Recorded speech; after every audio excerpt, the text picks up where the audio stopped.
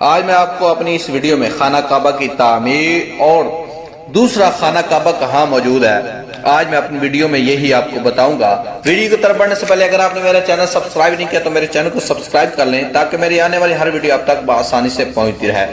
اس دنیا میں کوئی ایسی جگہ نہیں جو خانہ کعبہ کی طرح مقدس اور مرکزی حیثیت رکھتی ہو۔ یہ مقام سعودی عرب میں وادی حجاز میں واقع ہے۔ روزانہ ہزاروں افراد 24 گھنٹے خانہ کعبہ کا طواف کرتے ہیں۔ کروڑوں مسلمان اس مقام کو اپنا قبلہ تسلیم کرتے ہوئے اس کی جانب رخ کر کے 5 وقت کی نماز ادا کرتے ہیں۔ خانہ کعبہ کی تعمیر کئی مرتبہ ہو چکی ہے۔ خانہ کعبہ جس طرح آج ہمیں نظر آتا ہے یہ ویسا نہیں جو حضرت ابراہیم علیہ السلام اور حضرت اسماعیل علیہ السلام نے تعمیر کیا تھا۔ وقت کے ساتھ ساتھ پیش آنے والی قدرتی آفات اور حادثات کی وجہ سے اس کو دوبارہ تعمیر کرنے کی ضرورت پڑتی رہی۔ بے شک ہم جانتے ہیں کہ خانہ کعبہ کی دوبارہ تعمیر کا ایک بڑا حصہ نبی کریم صلی اللہ علیہ وسلم کی زندگی میں نبوت ملنے سے قبل ممکن ہو چکا تھا۔ یہ وہ وقت تھا جب نبی کریم صلی اللہ علیہ وسلم نے ایک بڑی خون ریزی کو اپنی دور اندیشی سے روکا۔ اس وقت کے قبیلے، ہر قبیلہ یہ چاہتا تھا کہ حجر اسود کو خانہ کعبہ کی دیوار میں ہم لگائیں، لیکن نبی کریم صلی اللہ علیہ وسلم نے اس مسئلے کو حل کیا۔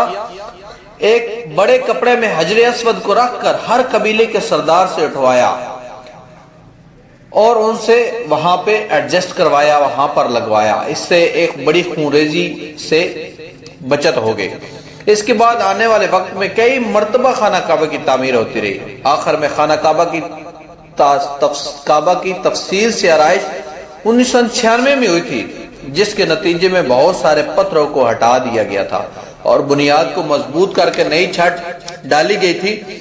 اب تک کی یہ آخری بڑی تعمیر ہے اور اب خانہ کعبہ کی عمارت کو پہلے سے کئی زیادہ مضبوط تصور کیا جاتا ہے۔ دوبارہ تعمیر کیے جانے سے قبل خانہ کعبہ کے 2 دروازے اور ایک کھڑکی ہوا کرتی تھی، لیکن 1996 میں جب اس خانہ کعبہ کو تعمیر کیا گیا تو اس میں صرف ایک ہی دروازہ رکھا اور کھڑکی بھی ختم کر دی۔ خانہ کعبہ کی تعداد 2 ہے۔ خانہ کعبہ ایک تو حرم پاک سعودی عرب مکہ مکرمہ میں ہے اور دوسرا خانہ کعبہ آسمان پر ہے جسے بیت المعمور کہتے ہیں۔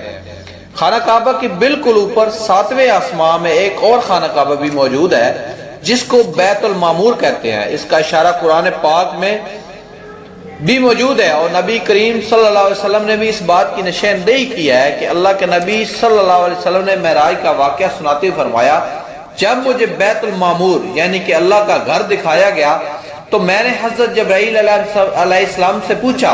انہوں نے جواب دیا کہ یہ بیت المعمور ہے جہاں 70,000 فرشتے روزانہ اللہ کی عبادت کرتے ہیں اور جب وہ یہاں سے جاتے ہیں تو واپس نہیں آتے، ہمیشہ نیا دست آتا ہے۔ فتح مکہ کے وقت نبی کریم صلی اللہ علیہ وسلم کو خانہ کعبہ کی چابیاں دی گئیں، لیکن بجائے اس کے کہ آپ صلی اللہ علیہ وسلم اپنے پاس رکھتے، آپ صلی اللہ علیہ وسلم نے یہ چابیاں بنی شائبہ خاندان کے عثمان بن طلحہ کو واپس کر دیا۔ اس وقت سے آج تک وہ چابیوں کے روایتی رکھوالے ہیں اور نبی کریم صلی اللہ علیہ وسلم نے فرمایا جب تک